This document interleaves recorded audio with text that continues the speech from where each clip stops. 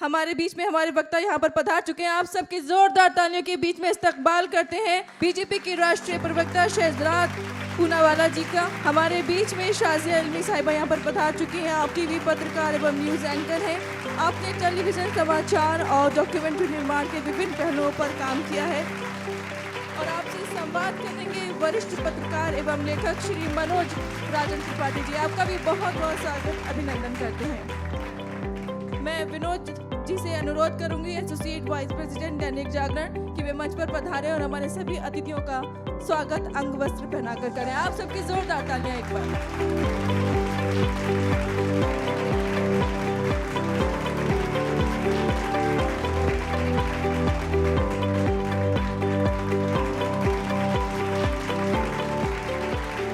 इत्तेफाक की बात है कि शहजाद भाई से हमारी मित्रता करीबन 20 साल पुरानी है और शाजिया जी तो मेरे कानपुर की ही हैं, उसमें कोई बात ही नहीं है। तो शुरुआत करते हैं एक छोटे से शेर से, और उस शेर में ही प्रश्न छुपा है, उस सवाल छुपा हुआ है। मैं झूम के गाता हूं कमजर्फ जमाने में, मैं झूम के गाता हूं कमजर्फ जमाने में, एक आग लगा ली है एक आग बुझाने में। ये सोच के दरिया में मैं कूद गया यारों, वो मुझको बचा लेगा, माहिर है बचाने में। तो शहजाद भाई आप ही पे आता हूं, क्या सोच के कूदे दरिया में कि वो मुझको बचा लेगा, माहिर है बचाने में? सबसे पहले तो इस अभिव्यक्ति के महाउत्सव में मुझे आमंत्रित करने का और प्रभु श्री लक्ष्मण की पावन धरा पर मुझे बुलाने के लिए जागरण संवादी का मैं हार्दिक रूप से आभार प्रकट करता हूं, और मनोज जी आपका भी। देखिए, दरिया में डूबकर ही पार करना है इसको, तो हम तो दरिया में कूदने वाले पहले से रहे हैं। आप अगर मेरी राजनीतिक यात्रा के बारे में पूछ रहे हैं तो मेरी शुरुआत कांग्रेस पार्टी से हुई थी, और कांग्रेस पार्टी में जब हम लोग गए थे तो हमारी ये सोच थी कि देश के लिए कुछ करेंगे, और देश के लिए काम करने के लिए कांग्रेस पार्टी को एक माध्यम के रूप से हमने हमेशा बचपन में देखा था कि एक पार्टी है जिसने आंदोलन किया है आज़ादी के लिए। कम से कम इतिहास के उस समय की किताबों में यही पढ़ाया जाता था, बाकी जो योगदान थे वो छिपाए गए थे। आजकल वो ठीक हो रहा है। तो मुझे लगता है कि जब हम लोगों ने पढ़ा और सोचा कि चलिए कांग्रेस पार्टी के माध्यम से हम जुड़ेंगे और काम करेंगे, तब वास्तविकता में जो सामने आई वो बात वो बहुत अलग थी। और जो मेरा सफ़र रहा, मैं 10 साल कांग्रेस में रहा, उस समय पर ऐसा महसूस हुआ कि यहाँ पर देश के लिए नहीं बल्कि केवल एक व्यक्ति और एक परिवार के लिए ही सेवा देनी है, और अगर आप ऐसा करने के लिए तैयार है तो तब तो आप कांग्रेस में रह सकते हैं। परंतु हम लोगों के लिए ये मुमकिन नहीं था। हम देश के लिए या किसी पार्टी के लिए काम करने आए थे, किसी परिवार के शेयर होल्डर या शू होल्डर बनने नहीं आए थे। और जिनको अपना आत्मसम्मान प्यारा था, ऐसे कई लोगों ने कांग्रेस पार्टी छोड़ी, और जब मैंने कांग्रेस पार्टी छोड़ी तो कई समय तक मैं बाहर रहा। मैं शाजिया जी की फील्ड में चला गया था, मीडिया में काफ़ी दिनों तक रहा। पर उसके बाद जिस प्रकार से देश में लगातार काम हो रहा है, और क्योंकि आज का टॉपिक भी यही है कि राजनीति का मैजिक, ये राजनीति का मैजिक ही है कि जहाँ पर हम लोग कल्पना नहीं कर सकते थे कि एक परिवार के अलावा कोई प्रधानमंत्री बने, तो वहाँ पर एक चाय वाले का बेटा यदि प्रधानमंत्री बनता है और वो प्रधानमंत्री बनते हुए 10वें स्थान से अर्थव्यवस्था को 5वें स्थान पर ले जाता है। आज जब 11-12 करोड़ लोगों तक शौचालय पहुँचते हैं, लाल किले की प्राचीर का इस्तेमाल वो करते हैं और इस विषय में, स्वच्छता के विषय में बोलते हैं, और 100% डेफिकेशन फ्री हमारा भारत बनता है, जब 11 करोड़ घरों तक नल से जल पहुंचता है, जब 13 करोड़ लोगों को गरीबी से बाहर निकाला जाता है, और जब आज ऐसी स्थिति परिस्थिति बनी है कि पूरी दुनिया जो है G20 में हमारी ओर देखती है, और G20 के सफल आयोजन में पता चलता है कि जहां पर दुनिया 2 खेमों में बटी हुई है तो एकमात्र भारत ही है। मतलब जो बाइडेन भी नहीं है वो कह सकते हैं कि मैंने यूक्रेन और रशिया दोनों से बात की, केवल भारत है कि कभी यूक्रेन के राष्ट्रपति से, कभी रूस के राष्ट्रपति से बात कर सकते हैं और भारतीयों को वहां से सुरक्षित ला सकते हैं। और चाहे किसी सुरंग के भीतर फंसे हुए भारतीय हो या चाहे किसी विदेशी भूमि पर फंसे हुए भारतीय हो, उनको सुरक्षित लाने का काम अगर कोई कर सकता है तो वो नरेंद्र मोदी है। तो ऐसे मैजिक के बहुत सारे कायल हैं, तो मुझे लगता है कि मैं भी इस मैजिक से प्रभावित हुआ। और एक मैजिक तो ऐसा है, एक आखिरी वाक्य कहूँ क्योंकि शाजिया जी को ही बोलना है, ये मैजिक का सबसे ज़्यादा असर तो तब पड़ता है जो परसों तक रोम रोम करते थे, आज वो कमंडल लेकर राम राम करने लगे हैं और 22 जनवरी के लिए रुके हुए हैं। तो मुझे लगता है इतना बड़ा मैजिक हो रहा है आज। माँ सरस्वती जी आंकड़ों के साथ कैसे गई हैं इस तरफ, ये तो सब आप देख ही रहे। शाजिया जी, सवाल तो वही है कि दरिया में कैसे आए, लेकिन बस एक सवाल आपसे अलग तरीके से पूछता हूं। अगर आज भी गौर किया जाए तो आदर्शवादिता और बेकूफी ये एक ऐसा मसला है, इस मसले को अन्ना आंदोलन शुरू करके तुरंत खत्म करता हूं कि आज अगर आप आम आदमी पार्टी में होती तो कहां होती, सरकार में होती या कहीं? बहुत बहुत शुक्रिया मनोज जी, आप सब लोगों का भी जो हमें सुनने आए हैं। कानपुर की रहने वाली हूँ, लखनऊ मेरी बहुत ही अजीज शहर है, तो हमेशा की तरह यहाँ पे आने में बहुत ही खुशी मिलती है। बहुत बहुत शुक्रिया आप सब लोगों का। साथियों, कानपुर की रहने वाली हूँ, मनोज जी भी हैं, वहाँ भी दुकान है। ऐसा कोई सगा नहीं जिसको मैंने ठगा नहीं। तो आप सर अपने सही कहा, आदर्शवाद और बेवकूफ़ी के बीच की जो लकीर है ना, बहुत ही ज़्यादा महीन है और मुझे लगा कि मैंने उसको कई बार पार किया है। तो मैं पत्रकार रही, कानपुर चमनगंज की रहने वाली हूँ, लगा कि कुछ जाऊँगी बड़े शहरों में, कुछ करके दिखाऊँगी। स्टार न्यूज़ में एंकर बनी, बहुत कुछ हुआ। फिर ऐसा एक आदर्शवाद का एक लहर सा थी मेरे मन में कि रोज़ाना खबरें में पढ़ रही थी भ्रष्टाचार की, UPA 2 की, और मुझे लगा हम लोग क्या करें। बड़ा हसीन मौका था, अन्ना हज़ारे, अरविंद केजरीवाल, किरण बेदी जी सब एक छोटे से एक मुहिम में शुरुआत कर रहे थे। मुझे लगा ये दरिया में तब कूदी तो वो पहला दरिया था, और लगा कि वाकई में हम लोग कुछ बदलेंगे, देश में परिवर्तन आएगा।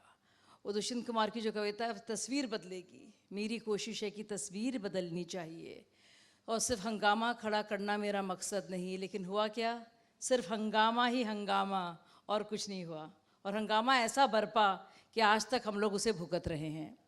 तो मैं आपको बताऊं, मैं आम आदमी अन्ना हज़ारे आंदोलन में सबसे पहले आने वाली एक अदना सी सिपाही थी, और आम आदमी पार्टी बनने के बाद, क्योंकि मेरा और मनीष सिसोदिया का सबसे पहले जो उम्मीदवार बनाया गया था जब पार्टी बनी थी, उनमें से मैं एक थी, मनीष भाई और मैं। और आम आदमी पार्टी बनने के बाद और कामयाब होने के बाद मैं पहली मेंबर थी जो छोड़ के आई हूँ। उसके बाद तो सबको धक्के देके निकाला गया, वो आप सबने देखा, चाहे वो योगेंद्र यादव हो या प्रशांत जी हो। और साथियों, एक साल में बाहर बैठी और मैं सोचती रही कि बहुत ही उदास और परेशान कि मैंने क्या कर लिया। एक मेरा करियर था, स्टार न्यूज़ में एंकर थी, और मैं कहाँ चली गई, ये तो बहुत ही धोखेबाज हैं। मेरी एक दुआ थी, क्योंकि कोई यकीन नहीं करता था मेरी बात को, कि कम से कम एक दिन आएगा जब लोग इनकी असलियत को समझेंगे, और इस इत्मीनान के साथ मैं बैठ गई। मैंने प्रधानमंत्री जी को सुना रेड फोर्ट से, और पहली बार किसी ने अगर बात की है बेटियों के सम्मान की, और कहा कि जब बेटियां लेट आती हैं हम सब सवाल पूछते हैं, और जब बेटे देर से आते हैं तब कोई नहीं पूछता। और वही प्रधानमंत्री जी ने जो स्वच्छ भारत का मुहिम का छेड़ा था, महात्मा गांधी के चश्मों को एक सिंबल बनाकर, जिसका जिक्र अभी भी शहजाद ने किया। साथियों, कानपुर से मैं जब दिल्ली जाती थी तो इसी खुले शौच की बात को लेकर मैं देखती थी लोग कितने सड़कों पर एक लोटा लेकर, तकलीफ होती थी देखकर कि इनके पास इज्जत घर भी नहीं है। और पहला एक प्रधानमंत्री जिसने बेटियों की बात की और जिसने शौचालय की बात की, और मुझे लगा वो एक ऐसा मोमेंट था मेरे लिए। और उसके बाद जब मुझे स्वच्छ भारत का एम्बेसडर बनाया, मैं बिल्कुल बिना किसी शर्त के पार्टी में आई, और पार्टी की मैं अदना एक सिपाही हूँ और हमेशा रहूँगी। और प्रधानमंत्री ऐसे हैं हमारे यशस्वी और इतने शानदार इंसान कि वो किसी के भी दिल को जीत लेते हैं। उनकी हर एक बात जो आप देखें, दुर्लभ से दुर्लभ उनके जो आइडियाज़ हैं। और एक ऐसा प्रधानमंत्री हमारे देश के बीच में है जिसने अपने आइडियाज़ से और उसके एग्जीक्यूशन से वाकई में देश की तस्वीर बदल दी है, और ये अलग ही देश चमक रहा है। और इसमें कितनी एक एक एक सेल्फ कॉन्फिडेंस की बात हो, अपने में यकीन की बात हो, हम भी कुछ हैं इसका भी ज्ञात हो, ये पहली बार हो रहा है। तो हमारे लिए बहुत ही फ़ख्र की बात है कि मैं उस प्रधानमंत्री जी जो प्रधान सेवक हैं, जो योद्धा भी हैं और सन्यासी मन भी हैं, दोनों हैं, सिपाही भी हैं और सिपह सलार भी हैं, मैं उनकी पार्टी में मुझे कुछ योगदान करने का मौका मिल रहा है। धन्यवाद।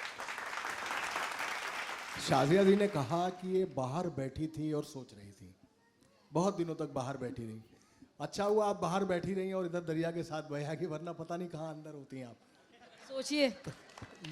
ये भी एक मसला अच्छा, था। एक और सवाल आपने कहा था, देखिए जब मैं आम आदमी पार्टी छोड़ रही थी और आम आदमी पार्टी पूरे उरूज में थी, तो सब कहते थे शाजिया जी अगर आप होती वहाँ पे रहती तो आप मंत्री बनती। अब मेरे पास जवाब मिल गया है। अब जब लोग मुझसे कहते हैं, मैं कहती हूँ अगर मैं आम आदमी पार्टी में होती तो मैं जेल में होती। शहजाद, मैंने अभी देखा और पता नहीं अचानक कैसे गायब हुआ, आप जिम कर रहे थे, तो ये जिमिंग किस लिए चल रही थी? जो रिजल्ट्स आने वाले हैं इसके लिए, या आपको लगता है कि रिजल्ट्स के बाद बहुत कुछ लड़ाई लड़नी पड़ेगी अब आपको, इसलिए मसल्स बना ली जाए? तो रिजल्ट को लेके कितना एश्योर है आप? देखिए, ऐसा है कि जहाँ तक व्यायाम करना है तो आपका मन स्थिर तभी रह सकता है यदि आप अपनी सेहत पर ध्यान दें। Fit mind is only possible when you have a fit body. तो इसीलिए मैं लगातार 15-20 वर्षों से तो व्यायाम प्रत्येक दिन करने की कोशिश करता ही हूँ। क्या है कि कभी कभी राजनीति में समय के अभाव के कारण वो रूटीन फिक्स नहीं हो पाता। जहाँ तक नतीजों का सवाल है, देखिए भारतीय जनता पार्टी ने जितना काम किया है इन 5 राज्यों में, क्योंकि 5 राज्यों की कल नतीजे, हमारे इम्तिहान के नतीजे आएंगे, तो इन 5 राज्यों में 2018 में जब हम चुनाव के साइकिल से निकले तो हमारी एक भी जगह पर सरकार नहीं थी। फिर 2019-20 में ऐसा घटनाक्रम घटा, ज्योतिरादित्य जी निकले वहाँ से कांग्रेस से, तो वहाँ पर मध्य प्रदेश में हमारी एक सरकार बनी। और बाकी जगह पर अगर देखें तो कांग्रेस की सरकार राजस्थान और छत्तीसगढ़ में है। परंतु मध्य प्रदेश और राजस्थान छत्तीसगढ़ की तुलना कीजिए। मध्य प्रदेश में जहाँ पर भारतीय जनता पार्टी की आप कह सकते हैं 18 साल सरकार रही है, आप ही सोचिए कि 2003 में जब कांग्रेस पार्टी लगभग 50-55 वर्ष तक मध्य प्रदेश पर एक छत्र राज रहा, तो जब उसने मध्य प्रदेश को छोड़ा तब मध्य प्रदेश को एक बीमारू राज्य की तरह जाना जाता था। डाकू युक्त था, सिमी युक्त था, नक्सल युक्त था, गड्ढे युक्त था और बिजली मुक्त था। तो मुझे लगता है इस परिस्थिति में मध्य प्रदेश था। और आज जब हम मध्य प्रदेश की बात करते हैं तो जो भी काम वहां पर भारतीय जनता पार्टी शिवराज सिंह चौहान जी की सरकार ने किया, तो बीमारू से बेमिसाल राज्य बनाने की जो एक लंबी यात्रा चली है कि आज नक्सल मुक्त, डाकू मुक्त, गड्ढे मुक्त, जो 60,000 किलोमीटर की सड़कें थी वो 5 लाख किलोमीटर में, 7 लाख हेक्टेयर में जमीन सिंचाई थी, आज वो 47 लाख हेक्टेयर में है। जिस प्रकार से मध्य प्रदेश अर्थव्यवस्था के लिहाज से फास्टेस्ट ग्रोइंग एक स्टेट बना है, उसकी इकोनॉमी जो है 70,000 करोड़ से 13 लाख करोड़ बनी है। तो मुझे लगता है कि मध्य प्रदेश अब विकास की राह पर आ चुका है। तो वहाँ पर जनता ने प्रो इनकम्बेंसी, मतलब कि सरकार के परफॉर्मेंस को देखते हुए वहाँ पर वोट किया है। और जहाँ तक राजस्थान और छत्तीसगढ़ है, वहाँ पर आप देखेंगे तो दोनों ही सरकारों में कांग्रेस पार्टी के लिए सीएम का मतलब जो होता है चीफ मिनिस्टर नहीं होता, सीएम का मतलब होता है करप्ट मिनिस्टर। एक जगह पर गहलूट की सरकार चली और दूसरी जगह पर भूपे की सरकार चली। इतना लूटा है वहां पर, पेपर लीक घोटाले से लेकर गोबर और गोथान को भी नहीं लूटा। देखिए बिहार में हमने देखा था चारा घोटाला हुआ था, यहाँ पर गोबर को भी लूटने का काम छत्तीसगढ़ में किया गया और शराब बंदी के नाम पर, शराब के नाम पर लूटा गया और यहाँ तक कि महादेव के नाम को भी नहीं बख्शा इन लोगों ने। तो इस प्रकार की लूट खसूट मचाने वाली सरकारें जो हैं उसके खिलाफ जो कानून व्यवस्था वहाँ पे राजस्थान में बिगड़ी, महिला उत्पीड़न में नंबर 1 बन चुका राजस्थान, तो इसके खिलाफ लोगों का बहुत ज़्यादा आक्रोश था। तो इस लूट झूठ और फूट की सरकार के खिलाफ लोगों ने वोट दिया है। तो कहने का तात्पर्य ये है कि इन 5 ही राज्यों में आपको कमल जो है वो खिलता दिखेगा और मध्य प्रदेश में 18 वर्ष बाद भी हमारी सरकार रिपीट करेगी और कांग्रेस की सरकार को छत्तीसगढ़ और राजस्थान से डिलीट करेगी। शाजिया जी, बहुत सारे सर्वे बता रहे हैं कि गड्ढा युक्त, भ्रष्टाचार युक्त, ये सारी सरकारें थी जो वहाँ पर तमाम सारी चीज़ों से मुक्त हो गई। लेकिन बहुत सारे सर्वेज बता रहे हैं कि मध्य प्रदेश में मामा मुक्त सरकार भी आ सकती है, और तेलंगाना में क्या होने जा रहा है इसके बारे में भी दो छोटा सा एक जवाब। बिल्कुल। तो 5 साल पहले मैं आपको ले जाती हूँ। इन 5 राज्यों में भारतीय जनता पार्टी की शिकस्त हुई थी, और अगर हम 5 में से 2 या 3 भी राज्यों में फिर से जीत पाते हैं तो अपने आप में बहुत ही बड़ा एक लाभ है।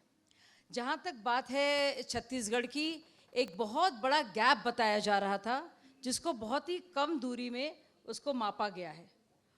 और अगर आप देखेंगे तेलंगाना में तो हमारा वोटर बेस बढ़ेगा, हमारी परसेंटेज बढ़ेगी, और लगातार जिस तरह से भारतीय जनता पार्टी 2 से अब कहाँ पे पहुँच गई है, वहाँ पे भी शीघ्र ही आप देखेंगे कि माहौल बदलेगा। देखिए, अभी भी शहजाद ने बात की और बताया कि सॉफ्ट हिंदुत्व, जब खुद भी तुम भी हम जैसे निकले भाई, जो फहमीदा रियाज की कविता है, उस पर मैं आपको गौरतलब करूँगी कि ओरिजिनल माल ही बिकता है, फर्जी माल नहीं। तो रामधारी दिनकर की जो कविता है ना, तेजस्वी सम्मान खोजते हैं गोत्र बतलाकर, पाते हैं जग में प्रशस्ति अपना कर्तव्य दिखलाकर, हीन मूल की ओर देख जग गलत कहे या ठीक, वीर खींच कर ही रहते हैं इतिहासों में लीक। तो हमारे प्रधानमंत्री कुछ इस तरह के हैं, युग पुरुष, जिन्होंने वाकई में, आप सोचिए कभी संभव था। मैं कानपुर में जाती हूँ, चांद साहब हमारे ड्राइवर हैं, हम उनसे पूछते हैं कि कुछ बदला?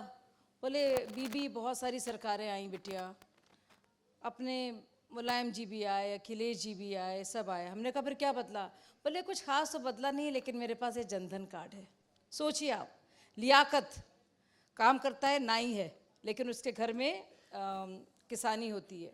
उसने मुझसे बताया, जौनपुर का रहने वाला है, उसने कहा कि खुतबों में कहा जाता था, मस्जिदों में कहा जाता था कि मुलायम सिंह को ही वोट देना, मतलब सपा को वोट देना, अखिलेश को वोट देना। लेकिन अम्मी ने कहा कि क्योंकि मुसीबत के वक्त पर जब कोविड था तो कहाँ से हमें खाना मिलता था। 80 करोड़ लोगों को इस देश में अन्न मिला है, 14 करोड़ यहाँ पे शौचालय बने हैं, 11 करोड़ से ज़्यादा जनधन के खाते बने हैं, 13 करोड़ देश के लोग गरीबी रेखा से उभरे हैं। ये बहुत ही विशाल एक परिवर्तन जो हम देख रहे हैं। एक ये बिल्कुल जो तस्वीर बदल रही है उसकी मैं बात कर रही हूँ। भारत समृद्ध हो रहा है और हम सब लोग उसके हिस्सेदार हैं, भागीदार हैं। ये हम सबका एक सपना, एक ख्वाब ताबीर हो रहा है। हमने तो गिव अप कर दिया था, हमें लगता था क्या होगा, लेकिन अपने आप में एहसास कि हम कुछ कर सकते हैं।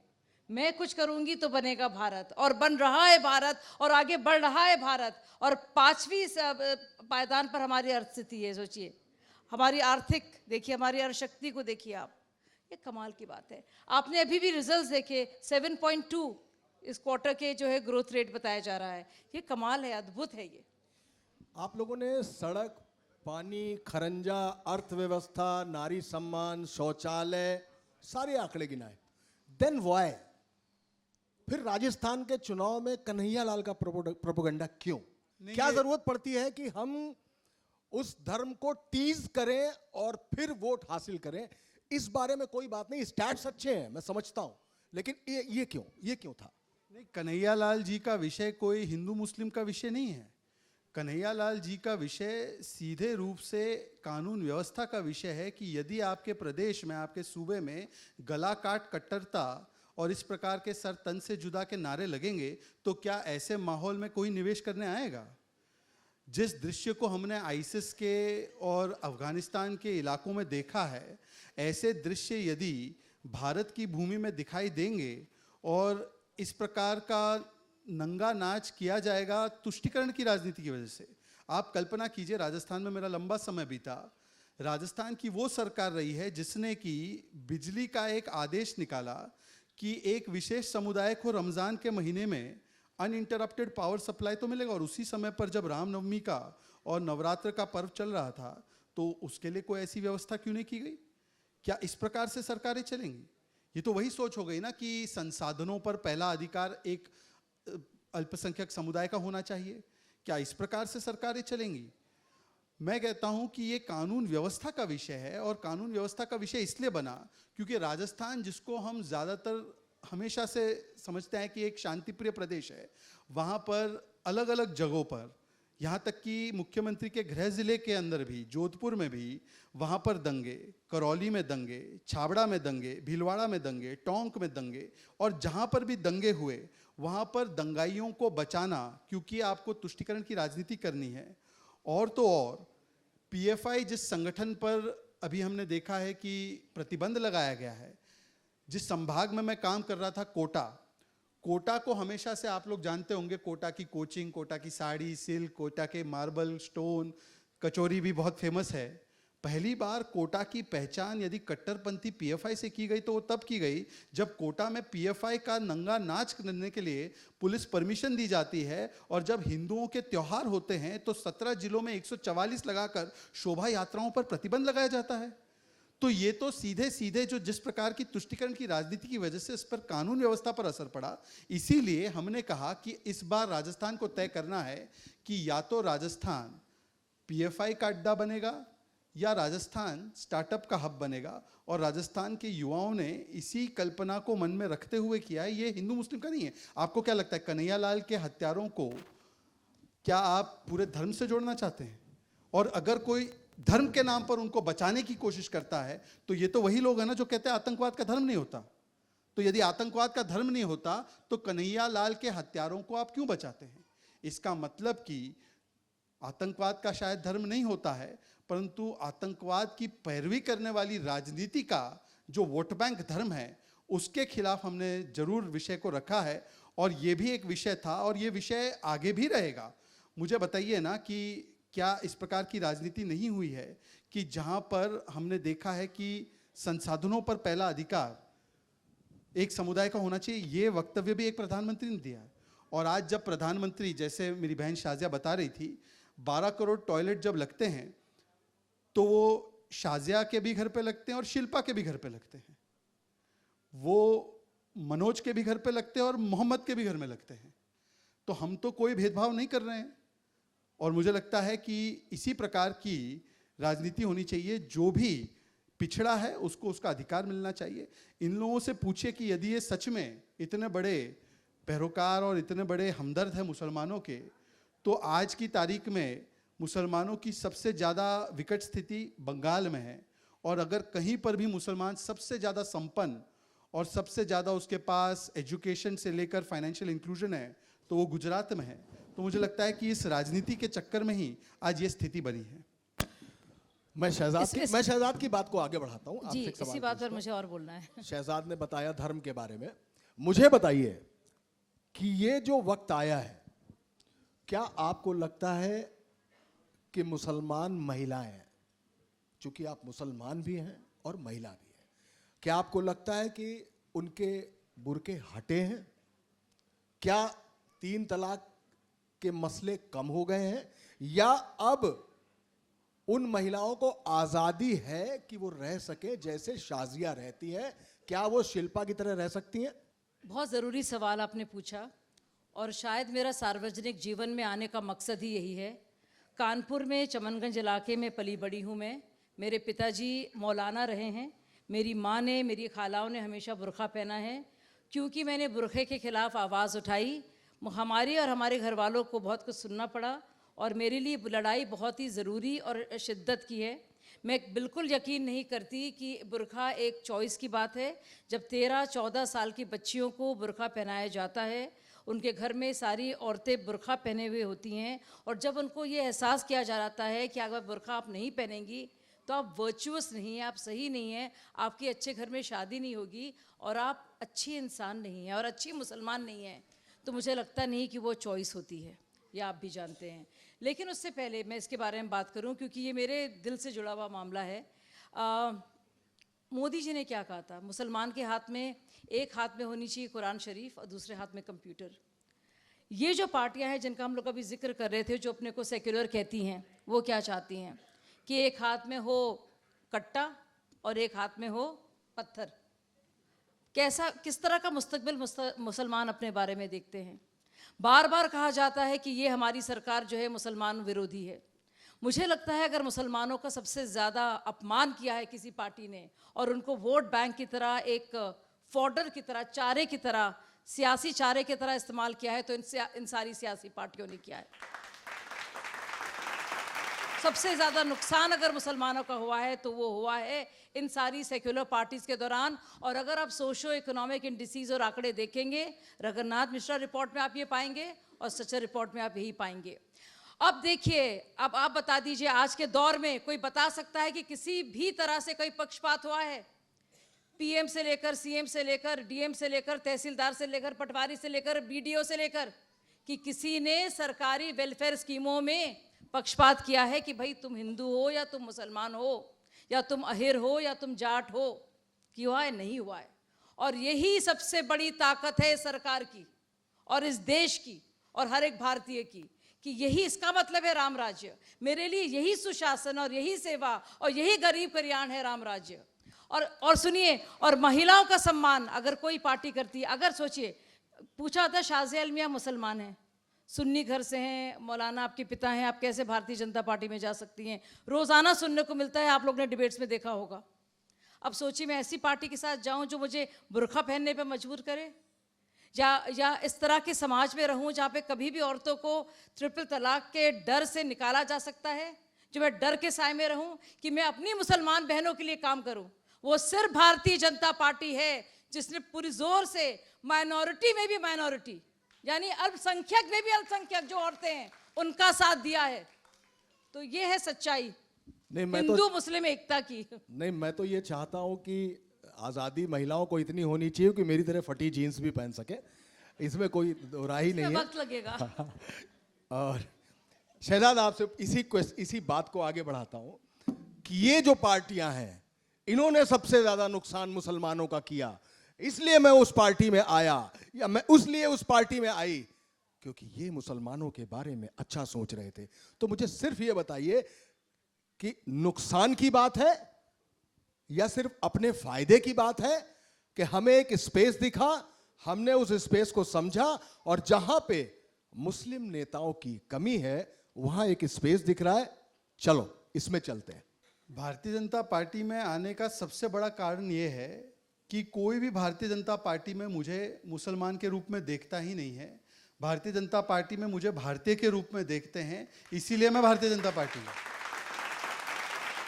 और आप इस बात को समझो, देखिए हमें क्या चाहिए, चाहे हिंदू हो चाहे मुसलमान हो, क्या किसी मुस्लिम वर्ग के व्यक्ति को ये नहीं चाहिए कि अर्थव्यवस्था आगे बढ़े? क्या मुस्लिम वर्ग के व्यक्ति को ये नहीं चाहिए कि पहले केवल 70 एयरपोर्ट थे, अब वो 150 एयरपोर्ट की बनने की दिशा में हम चले गए हैं, तो 150 एयरपोर्ट बढ़े? क्या वो नहीं चाहते हैं कि दुगनी रफ्तार से हाईवे बढ़े? क्या मुसलमान व्यक्ति नहीं चाहता कि उसकी प्रति व्यक्ति आय बढ़े?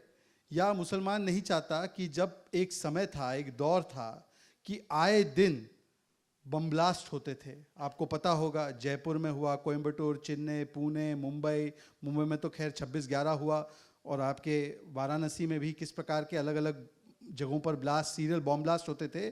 तो इस प्रकार के हर दूसरे या तीसरे हफ्ते बॉम्ब ब्लास्ट होते थे और हम लोग मुंह ताकते रहते थे, हम जवाब नहीं दे पाते थे।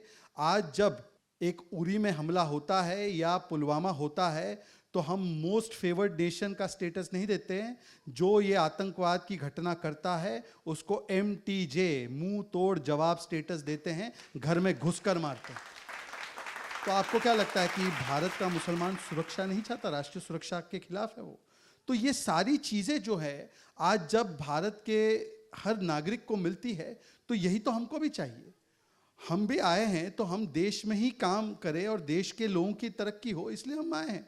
जहाँ तक स्पेस की बात है या स्पेस लेने की या स्पेस देने की बात है, तो देखिए एक बात बिल्कुल स्पष्ट तरीके से कहता हूँ कि ये जो हम लोग हमेशा ये चिन्हित करते हैं ना कि ये मुस्लिम नेता है तो ये मुस्लिमों के लिए इसको आगे करिए, इस प्रकार की राजनीति ने ही बर्बाद किया है। ये वोट बैंक की राजनीति और इस प्रकार की जिन्नावादी सोच ने ही बर्बाद किया है। मुझे बड़ा गर्व है कि मुझे कोई मुसलमान की हैसियत से नहीं, मैं एक काबिल प्रवक्ता हूं, इस हैसियत से मुझे पार्टी का पक्ष रखने की जिम्मेदारी दी जाती है, ना कि मैं किसी धर्म से हूं या मैं किसी समुदाय से हूं। दूसरी बात, आप मुझे बताइए कि क्या और किसी राजनीतिक दल में ये संभव है? आज आप लोगों ने चयन किया, आप लोगों ने हमको बुलाया। आप देखिए, सबसे प्रमुखता से अगर भारतीय जनता पार्टी की कोई बातें रखता है तो हमारे एक और साथी हैं, सैयद जफर इस्लाम भी है। इस प्रकार से मौका मिलता है कि राष्ट्रीय स्तर पर दुनिया की सबसे बड़ी पार्टी की बात रखने के लिए आपका धर्म नहीं देखा जाता। आप अगर अच्छा काम करते हैं तो आपको मौका मिलता है। आप देख लीजिए, जो बातें करते हैं दूसरे पार्टी वोट बैंक की, उनके यहाँ पर आपको एक भी अगर प्रवक्ता दिख जाए मुस्लिम समुदाय से तो बड़ी बात होगी। तो यही मैं कह रहा हूँ कि ये आवरण ओढ़कर आते हैं कि हम लोग हमदर्द हैं इन लोगों के, परंतु वो है नहीं। ये उसी प्रकार से है कि आजकल राहुल गांधी जी एक नया शिगुफा छेड़े हुए हैं कि कैसे अब कास्ट सेंसस करवाना है। अरे भाई, आप ही के परिवार ने कास्ट सेंसस को 1951 में रोका था, फिर 1980 से लेकर 1990 तक आप मंडल रिपोर्ट के खिलाफ रहे। आपने पार्लियामेंट में, राजीव गांधी ने बयान दिया इसके खिलाफ। जिस प्रकार का उनका नारा रहा था, ना जात पर ना पात पर मुहर लगेगी हाथ पर, तो इस प्रकार का नारा देने के बाद आज जब वो लोग ये विषय उठाते हैं तो यहाँ के अखिलेश यादव भी बोलते हैं कि राहुल गांधी से ऐसी बातें जो है वो मुझे ठीक नहीं लगती, क्योंकि इन्हीं का एक्सरे कराना पड़ेगा पहले तो कि इन लोगों ने किस प्रकार से काम किया है। और आज जब देश के प्रधानमंत्री उस समुदाय से ही आते, ओबीसी वर्ग से ही आते, परंतु वो ओबीसी वर्ग के नेता नहीं, वो पूरे भारतवर्ष के नेता के रूप में काम करते हैं, इसलिए पूरे भारतवर्ष को आगे ले जाने का काम करते हैं। तो इस प्रकार की बातें उठाने वाले बहुत सारे लोग हैं, परंतु लोगों को मेरिट के आधार पर, उनकी काबिलियत के आधार पर देखने का काम भारतीय जनता पार्टी में होता है। बात मैजिक की चल रही है, राजनीति का मैजिक, और आप लोगों की बातों से वो राजनीति का जो मैजिक है वो मोदी का मैजिक समझ में आ रहा है, जो समझ में आ रहा है मुझे। और ठीक है, आपके हिसाब से है भी, लोगों के हिसाब से। बतौर एंकर मैं 4 सवाल पूछूंगा ही। मैं आपके बतौर मुसलमान फायदे की बात कर रहा था या वास्तव में मुसलमानों के फायदे की बात कर रहा था? आता हूं इस चीज पे। थोड़ा सा अलग हट के सवाल है, आप महिला हैं, इंदिरा गांधी को आप कैसा नेता मानती हैं? इंदिरा गांधी जी को मैं एक बहुत ही इंडिपेंडेंट लेकिन दमनकारी नेता मानती हूँ। और मुझे लगता है कि सिर्फ एक फैक्टर कि वो स्त्री हैं या लिंग के आधार पर हम नहीं सबको तोल सकते हैं। अगर आप देखें, मैं अपने को, भाई मैं सुन्नी भी हूँ, मैं कनपुरिया भी हूँ मैं यूपी वाली भी हूँ, मैं महिला भी हूँ, लेकिन मैं भारतीय हूँ। सबसे बड़ी पहचान जो हमेशा ऊपर रहती है मेरे मन में, वो भारतीयता की पहचान है। इसीलिए मैं खुशी से, चाहे ईद हो या दिवाली हो या होली हो, ये सब मेरे त्यौहार हैं। ये भारत की सरजमीन पर रहने का फायदा है। बीच में इंदिरा गांधी जी का अगर आखिरी नाम गांधी नहीं होता तो वो हमारे देश की प्रधानमंत्री नहीं होती। ओके, और ये सब जानते हैं। इंदिरा गांधी की बात हो गई। शहजाद, आपसे पूछना चाहता हूं, जवाहरलाल नेहरू ने इस देश के लिए क्या क्या किया है? प्रधानमंत्री जवाहरलाल नेहरू से लेकर मनमोहन सिंह जी के योगदान को हम सब मानते हैं। इसलिए नरेंद्र मोदी जी की ये सोच है कि सभी प्रधानमंत्रियों के योगदान को एक प्रकार से नमन करने के लिए उन्होंने प्रधानमंत्री संग्रहालय बनाया है। तो मुझे लगता है इससे बड़ा किसी का विशाल हृदय नहीं हो सकता कि हर एक प्रधानमंत्री का योगदान जो है उसको हम स्वीकारते भी है, परंतु जब हम किसी का योगदान स्वीकारते भी है तो हमको उनकी जो खामियां और कमियां रही उस पर भी खुल के विश्लेषण करने का अधिकार होना चाहिए। पॉलिटिक्स में कोई होली काऊ नहीं होता। तो यदि आप नेहरू जी को क्रेडिट देते हैं कि भाई चंद्रयान 3 लैंड हो गया, उसका भी क्रेडिट यदि नेहरू जी को देना है, तो कश्मीर में जो 2020 से 2019 से पहले की स्थिति थी उसका भी जो क्रेडिट है वो नेहरू जी को जाना चाहिए, क्योंकि बाकी सारी रियासतों में सरदार वल्लभ भाई पटेल ने एकत्रित किया उनको और भारत में उनका विलय करवाया।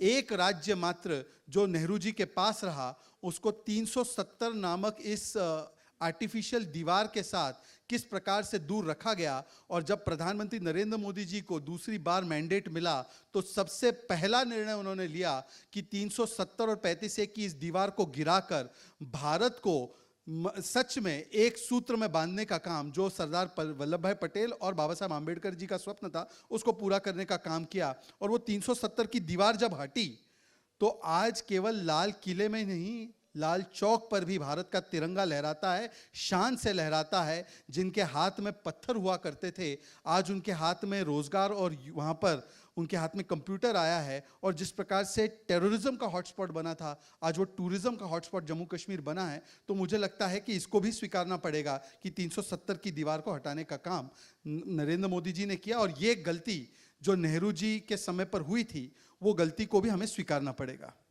छोटा सा जी, 3 चीज़ें, बहुत सी और अच्छी चीज़ें हुई हैं।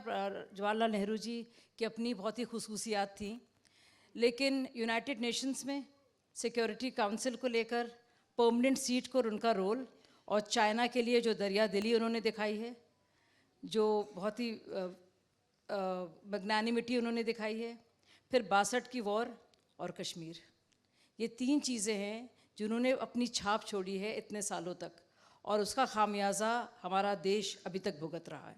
शहजाद, आप क्या समझते हैं कि पर मुझे लगता है कि आजकल कांग्रेस वालों ने नेहरू जी को अपनाना बंद कर दिया है। आप देखिए कि जिस सेंगोल को नेहरू जी ने स्वीकारा था कि ये धर्मदंड होगा, और इसको स्वीकारने के बाद वो अलग बात है कि उनकी राजनीति क्या रही होगी कि उसको वॉकिंग स्टिक बनाकर एक काले कमरे में डाल दिया गया था।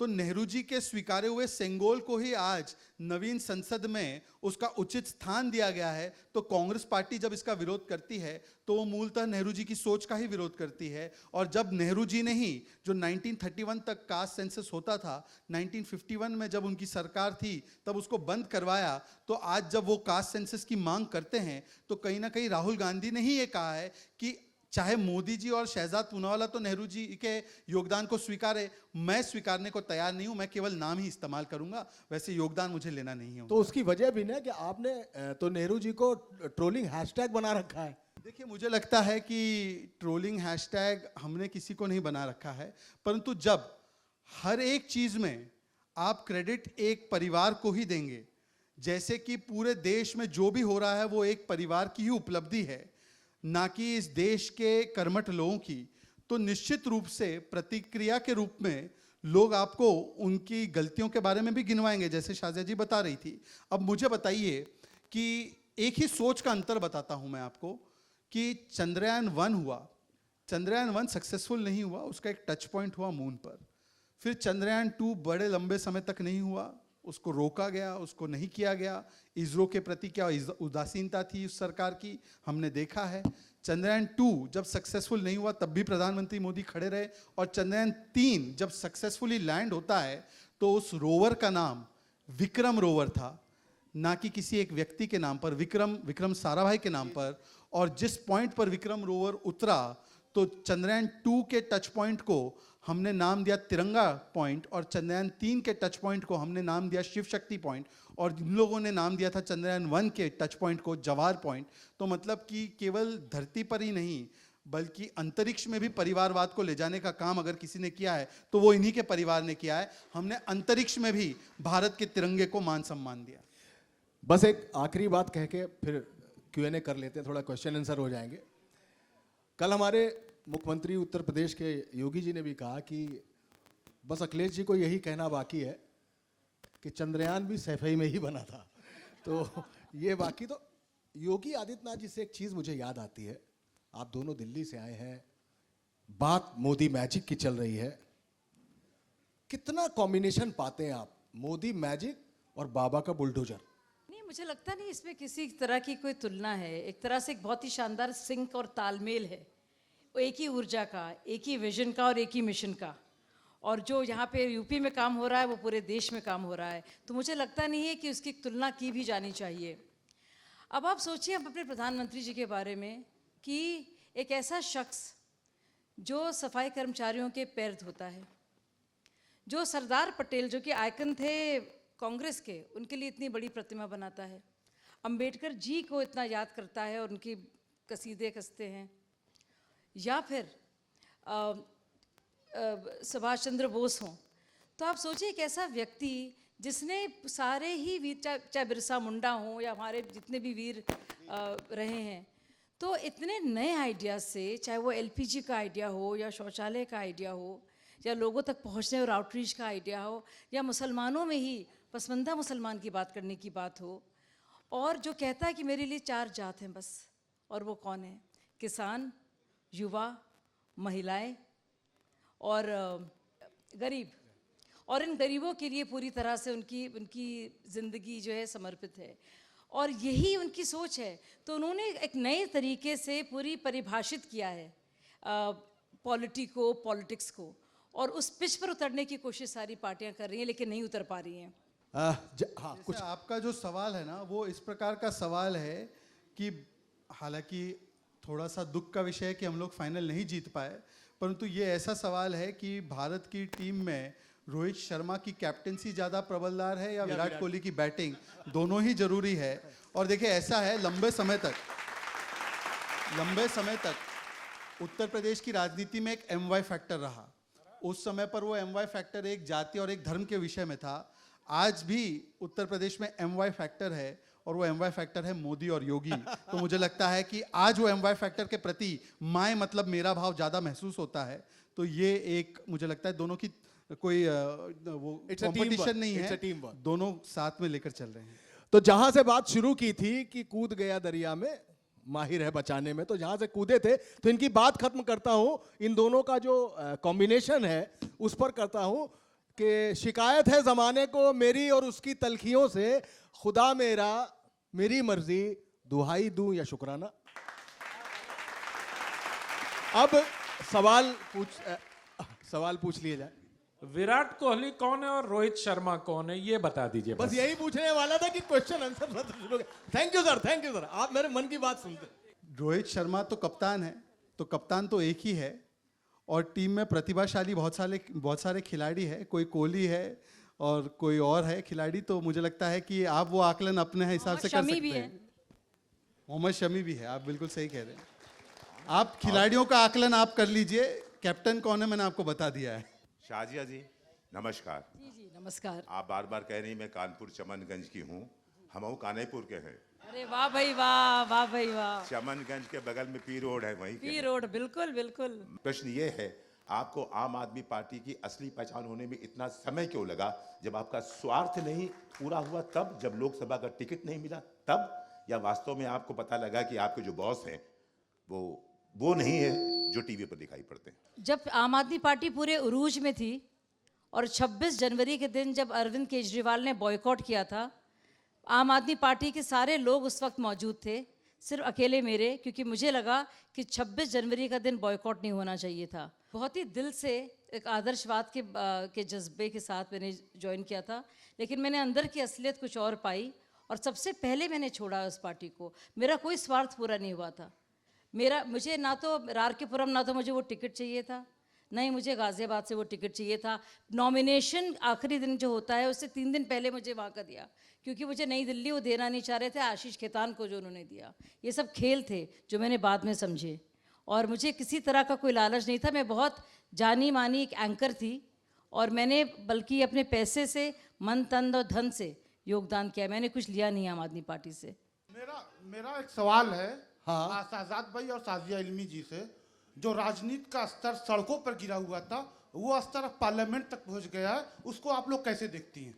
देखिए, मुझे लगता है कि ये बड़ी दुर्भाग्यपूर्ण बात है कि सार्वजनिक जीवन में जिस प्रकार की बातें और शब्दों का चयन किया जाता है, और यहाँ तक कि प्रधानमंत्री के संवैधानिक पद को भी नहीं बख्शा जाता, जब 90 से ज़्यादा गालियाँ दी जाती है, और गाली देते देते कभी कब्र खुदेगी, हिटलर की मौत मरेगा, डैश डैश की मौत मरेगा, गंगू तेली, चाय बेच, यहाँ तक कि उनके परिवार, उनके दिवंगत पिता और माताजी को भी बख्शा नहीं जाता। तो मुझे लगता है कि वाकई में राजनीति का स्तर बहुत गिरा है, इसके लिए सभी जिम्मेदार है।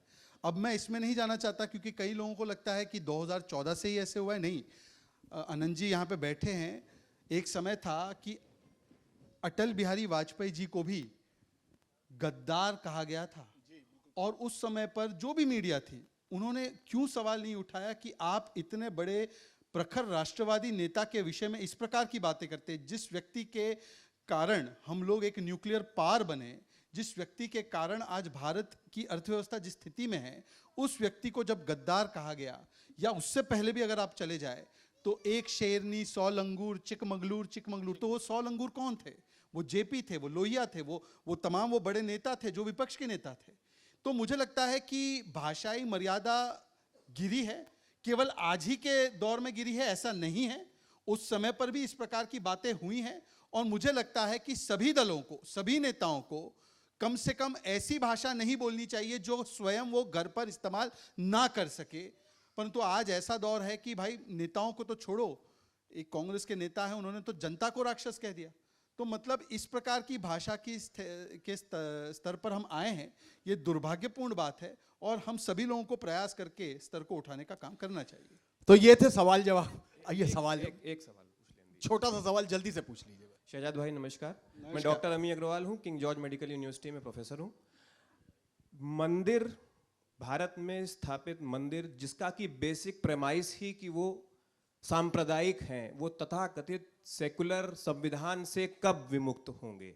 और दूसरा प्रश्न है कि आप सीए कब लागू कर रहे हैं? सीए के विषय में तो मुझे लगता है कि गृह मंत्री अमित शाह जी ने भी बता दिया है कि सीए कानून तो पारित हुआ है और वो कानून पारित होने के बाद उसके नियम भी लागू होंगे और सीए के तहत जिन लोगों को भी संरक्षण देने की परिकल्पना कोई हमारी नहीं, महात्मा गांधी के ज़माने से थी, उसको पूरा करने का काम भारतीय जनता पार्टी की सरकार निश्चित रूप से करने वाली है और इस विषय में कोई दो राय की बात नहीं है। अब जहाँ तक आपका पहला सवाल है, देखिए दुर्भाग्यपूर्ण बात है कि इस देश में हमने मंदिर नहीं, हमने तो कई ऐसे हमारे सांस्कृतिक स्थानों को भी सांप्रदायिकता का चिन्ह बना दिया था। मतलब कि औरंगजेब की कब्र पर जाकर फातिया पढ़ना ये तो सेकुलरिज्म का सुंदर गीत है, परंतु यदि अयोध्या जी में दीपोत्सव किया जाता है तो उसको सांप्रदायिक घोषित कर दिया जाता है। परंतु मुझे खुशी इस बात की है कि न केवल आपके प्रदेश में जहाँ पर एक बहुत ही कर्मठ सन्यासी, कर्मठ हमारे योगी जी काम कर रहे हैं, परंतु आज तो सनातन का पताका इस ऊंचाई से और इस तीव्रता से लहरा रहा है कि भारत छोड़ो, भारत पर 200 वर्ष गुलामी करने वाले यूके को भी एक सनातनी को अपना प्रधानमंत्री बनाना पड़ता है और उसके नाम में ही नहीं, उसके नारे में भी ऋषि नाम है उसका, और वो मोरारी बापू के समागम में जाता है तो वो जय सिया राम के नारे लगाता है। तो ये बहुत बड़ा परिवर्तन आया। और एक और बात मैं कह दूं, अभी आपने देखा होगा, 10 सेकंड और ले लूंगा। अरे बिल्कुल बिल्कुल, क्योंकि नेहरू जी की बात हुई, तो नेहरू जी ने 1955 में सऊदी के किंग को यहाँ पर दावत दी थी, तो वो काशी गए थे। अब आप देख लेना कि काशी में किस किस चीज़ को ढका गया था। आज वो समय आया है कि जब G20 का आयोजन करते हैं तो G20 के आयोजन के समय प्रधानमंत्री मोदी जिस बैकड्रॉप पर खड़े थे, जहाँ पर वो स्वागत कर रहे थे जो बाइडेन का, लेवरोव का और सऊदी प्रिंस सलमान का, उस बैकड्रॉप में था कोणार्क का काल चक्र। और कोणार्क का काल चक्र केवल कोई धर्म या कोई हमारी संस्कृति का परिचय नहीं, वो हमारी विरासत का परिचय तो निश्चित है, परंतु वो विज्ञान का परिचय है कि जिस समय पर कुछ लोग समझ रहे थे दुनिया चपटी है, उस समय पर हमारे यहाँ के ऋषि मुनि सूरज और चंद्रमा की दशा को देखते हुए समय का निर्धारण कर रहे थे। और उसी समय पर इसरो चंद्रयान और आदित्य को भेजकर कहीं सूरज को ऑब्जर्व कर रहा था और कहीं चंद्रमा की दशा को बता रहा था ध्रुवी दक्षिणी ध्रुव पर पहुंचकर। तो मुझे लगता है कि ये कितना सुंदर विज्ञान विरासत का एक कनेक्शन भारत के G20 में परिचय मिला, तो ये भी देखने मिला हमें। छोटी सी बात, आप लोग को याद होगा शाहबानो केस, इतना ज़रूरी मामला, सुप्रीम कोर्ट ने वर्डिक्ट दिया, किसने पलटा उसको? राजीव गांधी जी ने। वही, और ये मोदी जी को देखिए कि उन्होंने इंतज़ार किया, कोई ऑर्डिनेंस के ज़रिए नहीं, अदालत के फैसले के बाद राम मंदिर के निर्माण की बात हुई और तय हुई, और हम इंतज़ार कर रहे हैं, मुंतज़िर हैं जनवरी का कि हम सब लोग इकट्ठा होंगे और भव्य राम मंदिर में जाएंगे। एक बहुत ही शानदार और ग्लोरियस डे होगा हमारे लिए। लेकिन सोचिए, अल्लामा इकबाल बदलने से पहले, पलटी मारने से पहले, जो उन्होंने पाकिस्तान के लिए मारी थी, क्या कहते थे? है राम के नाम पर है हिंदुस्तान को नाज, अहले नज़र समझते हैं इमाम हिंद। सोचिए, ऐसा हमारा देश, ऐसी हमारी सिविलाइजेशन, ऐसी हमारी सभ्यता। और मैं अपने मुसलमान भाइयों से कहती हूँ, क्रिश्चियन भाइयों से कहती हूँ कि जैसे वैटिकन है क्रिश्चियंस के लिए, जैसे अलक्सा है या मस्जिद मुक़द्दस हमारा मक्का और मदीना है, वैसे हमारे हिंदू भाइयों के लिए राम मंदिर है। और एक ऐसा देश और एक ऐसी सेक्युलर पॉलिटिक्स है कि उसके लिए भी हमारे हिंदू भाइयों को लड़ना पड़ा और कोर्ट जाना पड़ा। ये है इस तरह की गलीज सेक्युलर राजनीति, जिसको कोई मुसलमान या हिंदू शरीफ वो जो असली मुसलमान या हिंदू होगा उसके पक्ष में नहीं हो सकता। हॉल में बैठी हुई जो जनता है उसका जैम पैक्ड इम्पैक्ट बता रहा है कि वास्तव में बहुत मजा आया आप लोगों को इन दोनों को सुनने में। बिल्कुल। और इसको इसी नोट पर खत्म करते हैं। अभी अनंत जी गुलजार जी का सेशन ले रहे थे तो उसमें एक गाने की बात थी, तो राज्यों के लेटर निर्णय आने वाले हैं। आली जनाब आए हैं, ये 5 सालों का देने हिसाब आए हैं। सारे हिसाब किताब इस मंच के Thank you, माध्यम से thank you पूरी very much. चुकता हो चुके हैं और राजनीति का जादू किस कदर सर चढ़ के बोलता है वो आप सबको देख के बिल्कुल जाहिर हो रहा है। बहुत बहुत धन्यवाद, आभार आप सभी का। और बहुत वक्त न लेते हुए मैं दैनिक जागरण के एसोसिएट एडिटर श्री अनंत विजय सर को मंच पर आमंत्रित करती हूँ कि वे हमारे सभी मेहमानों को उपहार भेंट कर उन्हें बहुत इज्जत के साथ यहाँ से रुखसत करें।